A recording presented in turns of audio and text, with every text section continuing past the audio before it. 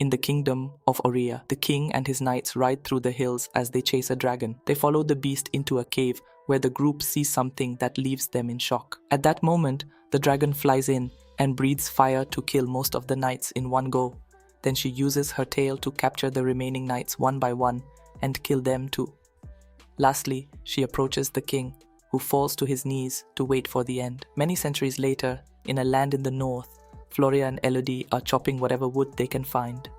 They're the daughters of the local lord and are trying their best to help their people, who are suffering from hunger and cold because the winter is ravaging the land. More and more people are leaving every day, which means they may not have a town at all soon. Suddenly the sisters see a carriage come by, which is strange because they never get visitors. They rush back to their home to find their father, Lord Bayford, and stepmother, Lady Bayford, talking to a nun who says Elodie will do before leaving. Lord Bayford then tells Elodie that the royal family of Aurea wants her to marry their prince. At first Elodie refuses, but Bayford changes her mind when he points out that their town will receive enough money to save their lives for many years to come. Sometime later, the family sails to Aurea. When they get close to their destination, the ship enters a very thick mist, and the group gets scared of some creepy figures in the dark. But they turn out to be two giant dragon statues. Once they land, the family is amazed by how prosperous the land is and the magnificence of the castle. The servants take them to their rooms and inform them they'll meet the royal family the next day. Elodie goes to the balcony to admire the view and notices on another balcony a girl her age, who is soon taken away by a maid. That night, Elodie can't sleep, so she keeps herself busy drawing. Then she goes to the balcony to get some fresh air and notices there are no lights in the other girl's room.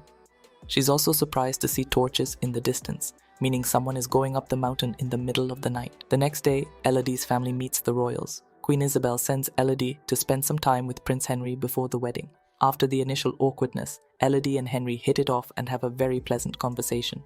After Henry compliments Elodie's artistic skills in her letter, Elodie asks about the torches she saw last night. Henry explains it's one of 3 ancient ceremonies that honor their ancestors. That's why the wedding is on the same day. Meanwhile, in the castle, Lord Bayford finishes discussing the deal with Isabel and looks very upset. Lady Bayford tries checking on him, but he snaps and promises nothing is wrong. Afterward, Lady Bayford tries to chat with Isabel, who doesn't take it well. When Lady Bayford explains she thinks the families should bond and get along, Isabel says this is only a transaction born out of necessity. She needs a princess, and Bayford's land needs money. She also reminds Bayford that she's the daughter of a rope maker, so she shouldn't forget her station. Lady Bayford notices that Isabel says Elodie's name wrong and tries to correct her, but Isabel doesn't care and leaves. In the evening, a worried Lady Bayford goes to tell Elodie that there's something suspicious going on, so she thinks the wedding should be cancelled. But before they can discuss things further, Lord Bayford shows up and sends everyone to bed.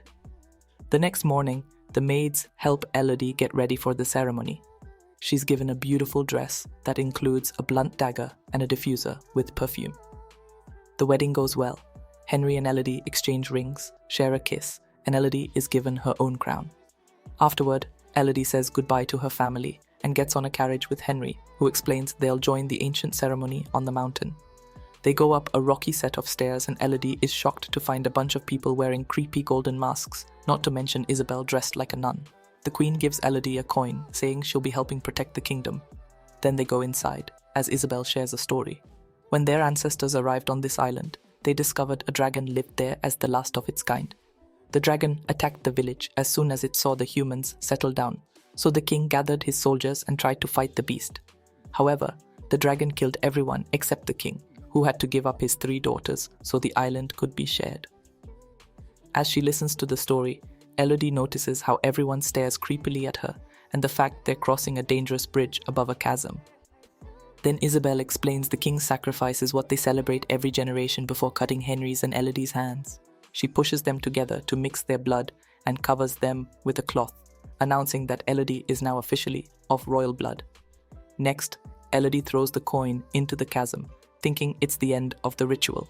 Henry picks her up to carry her through the bridge, only to suddenly apologize and throw her into the chasm too. Screaming as she falls, Elodie hits a bunch of branches until she lands on a mud puddle and passes out. She wakes up moments later with various bruises on her body, but she still stands up and starts yelling for help. There's nobody left on the bridge, however her voice does wake up the dragon hidden deep in the cave. Then Elodie cries as her desperation turns into fury and she tears the fancy jewelry off before trying to climb out. Unfortunately, she falls again and gets another injury. At that moment, she sees other jewelry that doesn't belong to her and realizes the royals have been sacrificing girls to the dragon for years. Suddenly, she hears a noise and turns around to notice a light inside a cave, so she goes inside to find a bird on fire. Elodie immediately uses some dirt to put the fire out, but it's too late. The bird is already dead. Suddenly, a roar echoes in the cave and hundreds of birds on fire come out, flying above Elodie for a few minutes before they drop dead around her.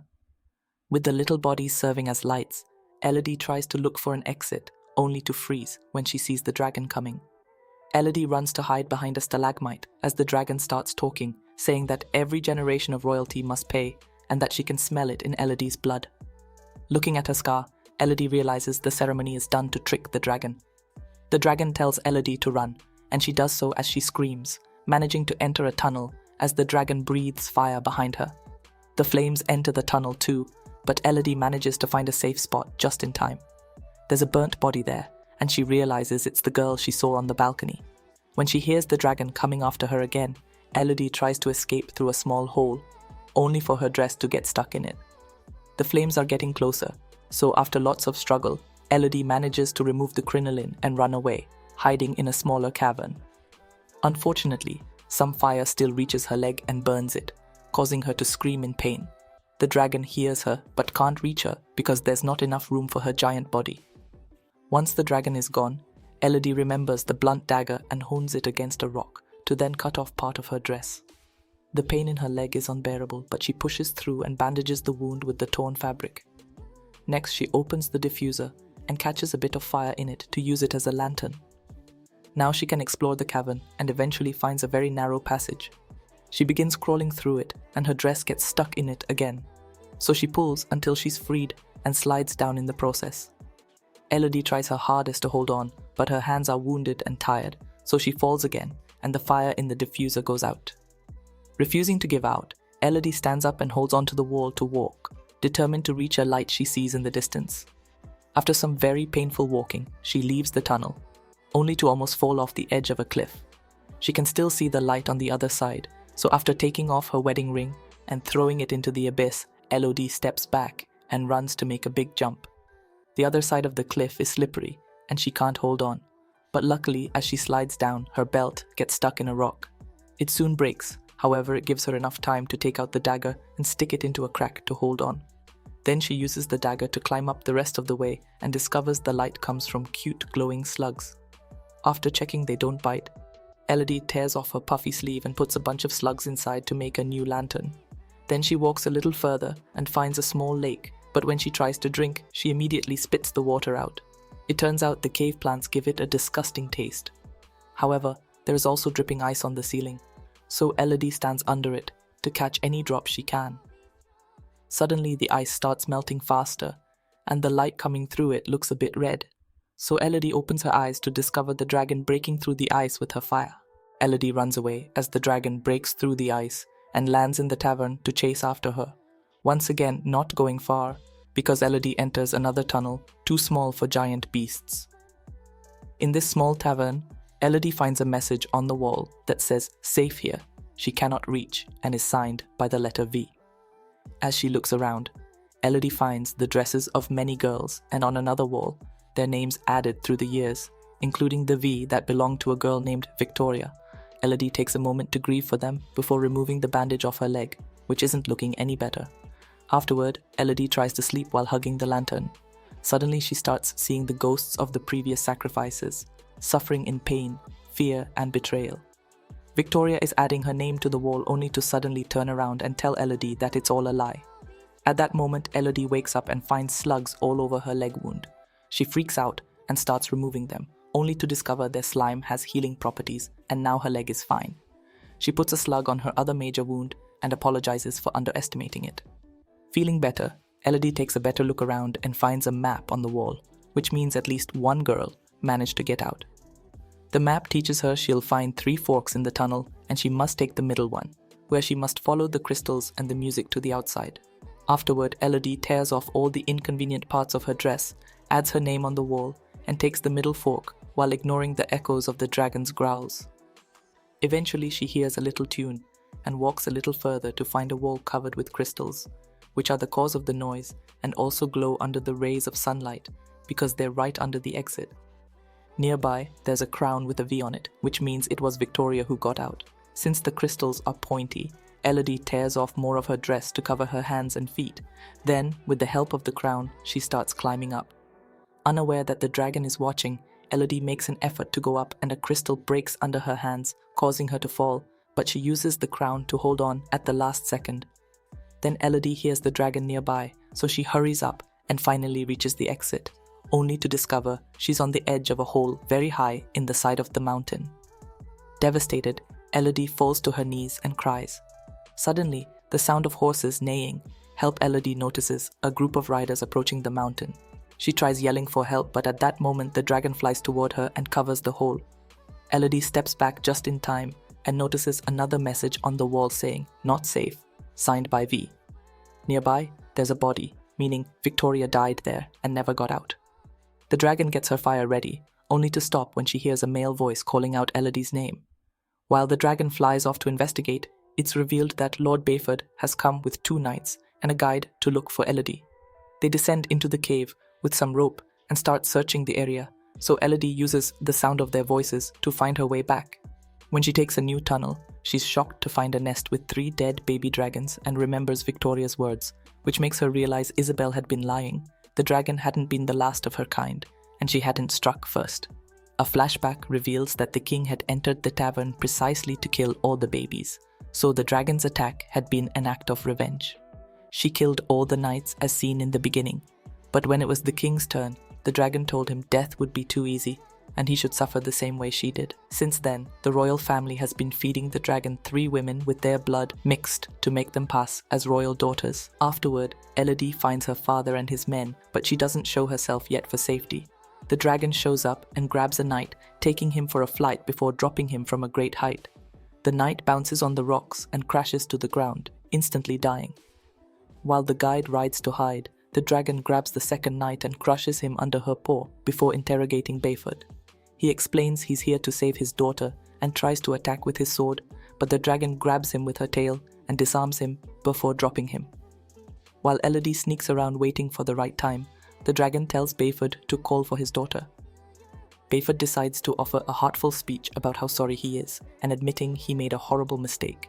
Then he yells to order Elodie not to come out, causing the dragon to push him down and stab him right in the heart with her claw. Elodie can't help making a noise as she cries, and the dragon starts searching for her. But luckily, at that moment, the guard also makes a noise and the dragon goes after him, thinking it's Elodie. With the dragon gone, Elodie says goodbye to her father and kisses his forehead before he dies.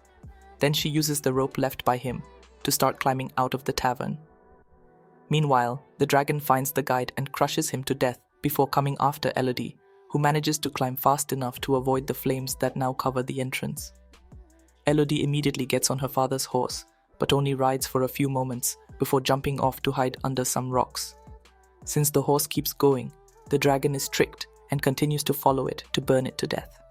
Then the dragon breathes fire on the clouds, causing a horrible storm as a sign the deal has been broken. In the castle, Isabel notices this and immediately sends her knights to kidnap Floria. Lady Bayford tries to stop them, only to get stabbed in the process. Moments later, when the fire is over, Elodie comes out of hiding and bumps into Lady Bayford, who came all the way here on a horse while still bleeding. When Elodie hears what happened, she promises to save her sister and takes the horse back to the mountain. Meanwhile, Floria is taken to the bridge. However, Henry refuses to do the ritual with a child. Isabel ignores him and uses her own blood instead, cutting Floria's hand to do the mixing before throwing her into the chasm. By the time Elodie arrives at the bridge, everyone is gone, and an unconscious Floria has been caught by the dragon, who doesn't kill her yet because she wants to bait Elodie into coming for her sister. A desperate Elodie descends back into the tavern with the rope and uses her previous experience to follow the same path much faster. After double-checking the map to find the dragon's lair, Elodie arms herself with her father's sword and prepares a trap for the dragon. This trap consists of some armor and rope, which is burning under a small flame.